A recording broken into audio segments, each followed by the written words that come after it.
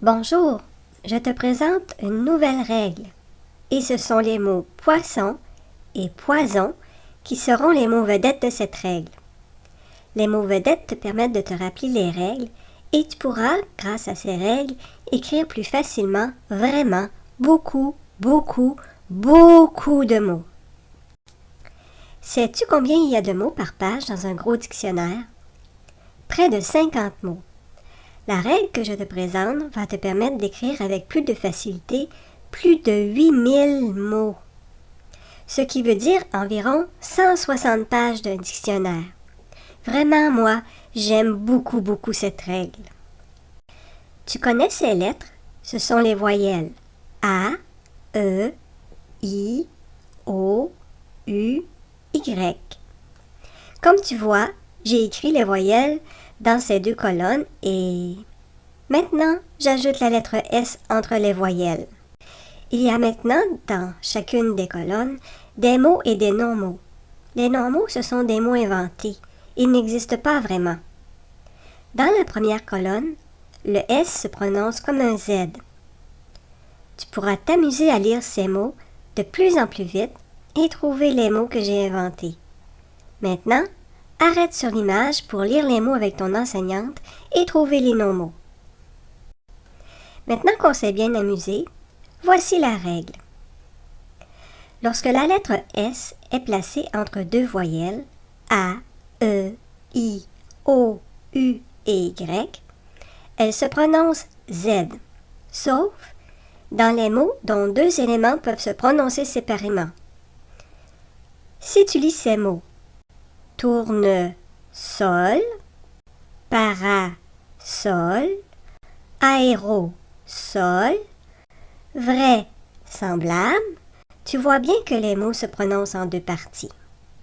Cette semaine, chaque fois que, comme un détective, tu détecteras des mots qui contiennent un ou deux S entre deux voyelles, tu pourras les ajouter dans ton cahier.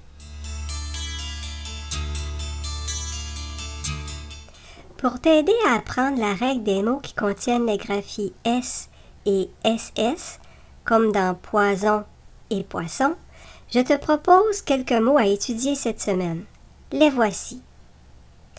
Lorsque tu lis les mots qui sont à gauche dans le tableau, la lettre S dans ces mots se prononce Z. Lis avec moi les mots qui sont dans les encadrés. Le poison, le poisson. Le cousin, le coussin. Viser, visser. Le frison, le frisson. Dans les mots que je te propose, il y a aussi de petites difficultés comme le C dans cerise. Tu peux imaginer des stratégies pour mémoriser les difficultés dans ces mots. Une de ces stratégies, c'est de faire de petits dessins dans les mots. Pour choisir ton dessin, il faut d'abord que tu lises le mot. Ensuite, tu observes bien ce qui se passe dans ta tête. Pour moi, la forme de la lettre C du mot cerise me fait penser à une cerise. Pour la lettre S dans le mot dessous, j'imagine le S à la fin du mot dessous placé au-dessous des autres lettres. Puis, je me chante la phrase « Je dessine un S au-dessous de dessous ». Répète avec moi « Je dessine un S au-dessous de dessous ». Pour toi, quand tu penses à ces mots, tu peux avoir d'autres dessins ou d'autres stratégies pour t'aider à mémoriser. Les petits dessins que tu imagines et les règles que tu connais vont revenir dans ta tête quand tu écriras un texte et que tu chercheras comment s'écrivent ces mots. Lorsque tu fais la lecture de livres ou de petits romans à la maison ou à l'école, tu vois souvent les mots que je viens d'écrire sur le tableau.